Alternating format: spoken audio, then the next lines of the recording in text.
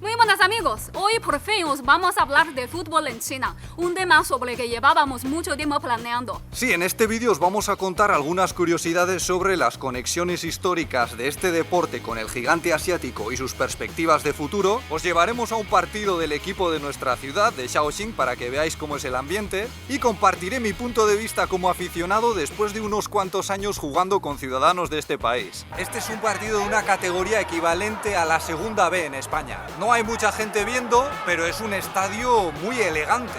Además, este equipo ha bajado, ¿no?, a otra división. Antes estaba en una superior. Así que bueno, como los Asuna también. Va subiendo y bajando y así es mucho más divertido.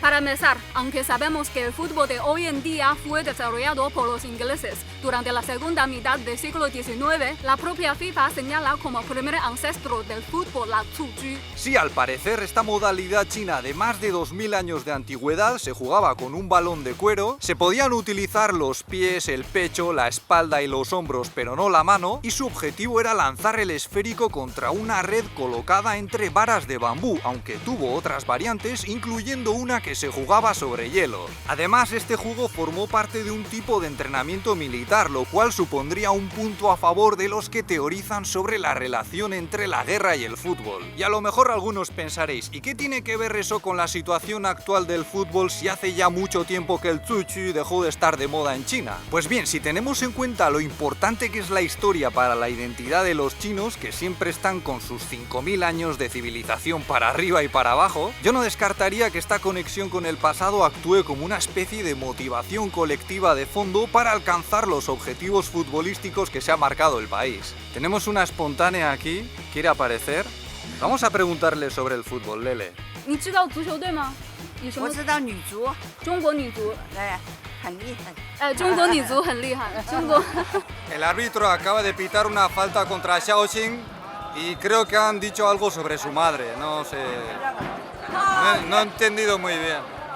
La hinchada de Shaoxing tiene actitud, ¿eh? No es como la de los Asuna, no es como Indargorri, pero bueno. Esto es el himno del equipo. Suena familiar también. ¡Qué aire más rico! Con las banderas.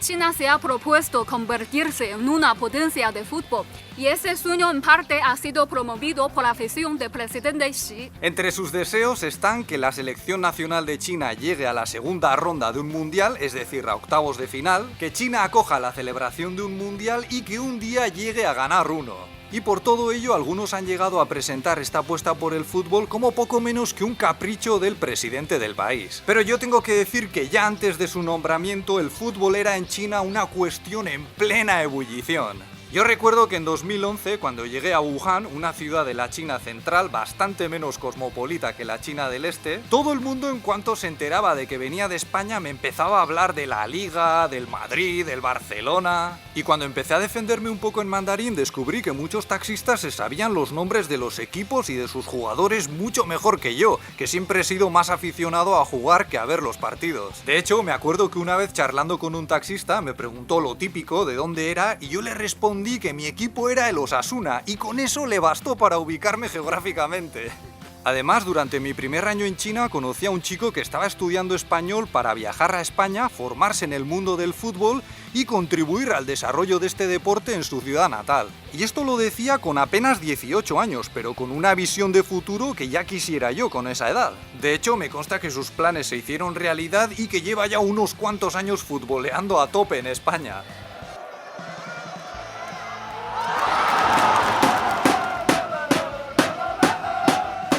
上半场我们主场这个主队是占有绝对优势的，但是呢，就是有几次机会没有抓住啊。还好现在比分是领先的，1比0，1比0。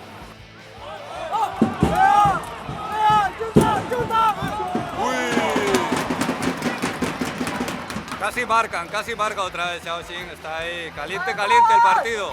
Según un informe de Nielsen Sports publicado en 2018, en China las personas interesadas en el fútbol han aumentado desde un 27% en 2013 hasta un 32% en 2017. Y algunos pensarán, qué casualidad que sean los años en los que ha gobernado el presidente aficionado al fútbol. Pero lo cierto es que en ese mismo periodo el interés de los Estados Unidos aumentó en unos niveles muy parecidos, desde un 28% a un 32%, mientras que en la India se incrementó mucho más, desde un 40% hasta un 55%, por lo que no habría que descartar que las declaraciones del presidente chino no sean más que la manifestación de una tendencia global que trae consigo un gran potencial de desarrollo económico. Ahora bien, aunque China ya cuenta con un plan para destacar en este deporte para el año 2050, la verdad es que tiene que hacer frente a muchos retos. Sí, porque aunque la afición al fútbol está creciendo de forma imparable, más allá de algunos casos excepcionales, como el del Centro Evergrande, la escuela de fútbol más grande del mundo, en buena parte de China no existe la infraestructura ni la cultura futbolística que solemos asociar a los países que más destacan en este deporte.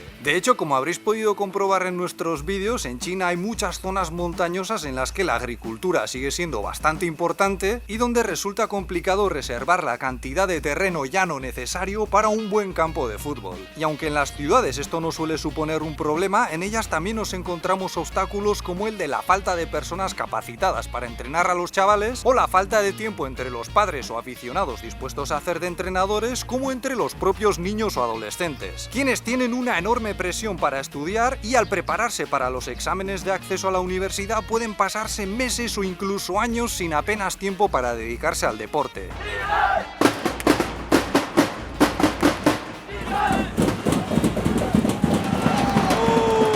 Ha salido por arriba. Entre la tensión y el calor que hace, estoy sudando, madre mía.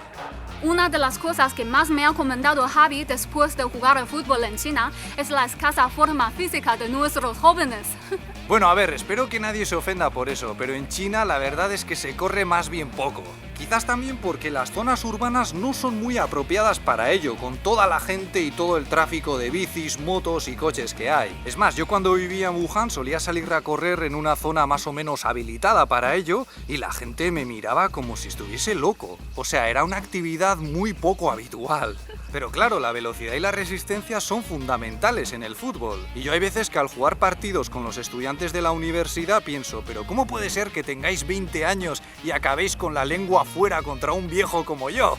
Aunque estoy seguro de que en cuanto se pongan un poco serios con la preparación física, este problema pasará a la historia. En cuanto al estilo de juego, después de echar partidillos de forma regular en varias zonas muy distantes de China, mi opinión es que no faltan chavales con un buen control o un buen disparo. Pero tal y como comentan en un documental cuyo enlace os he dejado en la descripción y que podéis ver más adelante, lo que falla principalmente es el juego en equipo. O sea, aquí es muy habitual que quien lleva el balón vaya con la mirada clavada al suelo y apenas mire a sus compañeros, quienes tienden a quedarse quietos y a la espera de lo que ocurra. Es decir, muchas veces lo que falla es la coordinación entre los jugadores y esa intuición que desarrollas cuando sabes cómo y a dónde se van a mover tus compañeros, tengas o no el balón entre los pies.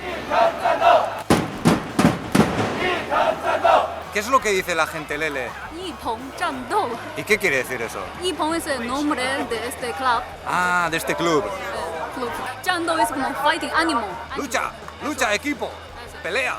Afortunadamente, China es consciente de la importancia de los entrenadores para superar estos problemas y está trayendo a muchos profesionales extranjeros de países futboleros como España. Sí, la presencia de España en China es sobre todo de tipo cultural. Aquí muchos somos profesores que nos dedicamos, por ejemplo, a la enseñanza de idiomas como el español. Pero en los últimos años están llegando cantidad de entrenadores de fútbol a los que, por supuesto, invito a que compartan su experiencia si están viendo este vídeo. Por cierto, en el documental que he mencionado antes también se habla de la política del hijo único y del hecho de que muchos chinos no tengan hermanos como un factor que dificulta el juego en equipo. Pero yo la verdad es que no lo veo tan claro, porque el colectivismo sigue siendo muy importante en prácticamente todas las facetas de la vida desde muy pequeños, y el fútbol es un deporte que puede encajar muy bien con esa forma de entender el mundo. Al mismo tiempo, China está invirtiendo muchísimo dinero en mejorar su fútbol, trayendo a jugadores destacados de las grandes ligas. Efectivamente, y si resulta que los planes a largo plazo del gobierno chino funcionan, ¿qué ocurrirá con el negocio del fútbol a escala global? Es decir, ¿el posible auge de la Liga China supondrá un win-win para toda la industria del fútbol o se producirá en detrimento de otras ligas? ¿Tendremos una guerra futbolística además de una guerra comercial?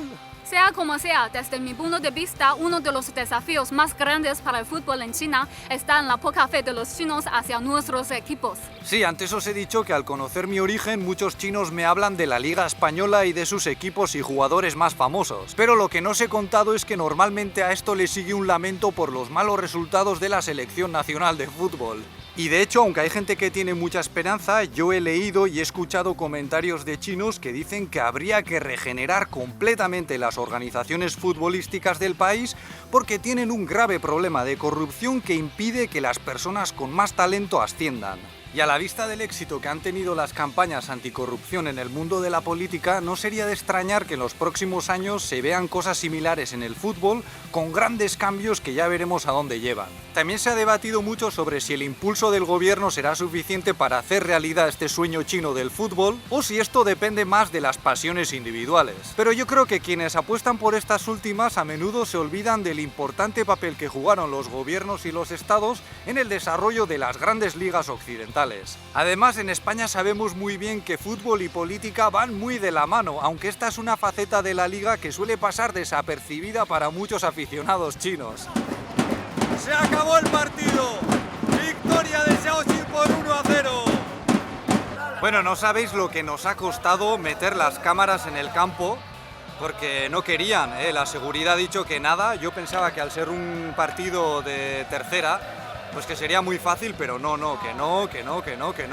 Hemos llorado mucho, por favor, qué tal, que jolín, que queremos enseñar al público en España y en Latinoamérica cómo se vive el fútbol en China. Y al final, pues después de 20 minutos esperando, han hecho unas llamadas, ha venido un responsable y venga, va, pasad. Fantástico, una experiencia buenísima. Muy bien. Eso es todo por nuestra parte. Ahora queremos saber qué opináis vosotros. ¿Creéis que el fútbol chino llegará a triunfar? Y si queréis que hagamos más vídeos como este, en los que invertimos mucho tiempo entre investigación, desplazamientos, grabación, edición y demás, podéis animarnos dándole un me gusta, compartiéndolo, suscribiéndoos o ayudándonos a través de nuestra página de Patreon, en la que encontraréis más vídeos, guías para China y otras sorpresas. Muchas gracias y hasta la próxima. ¡Hasta luego!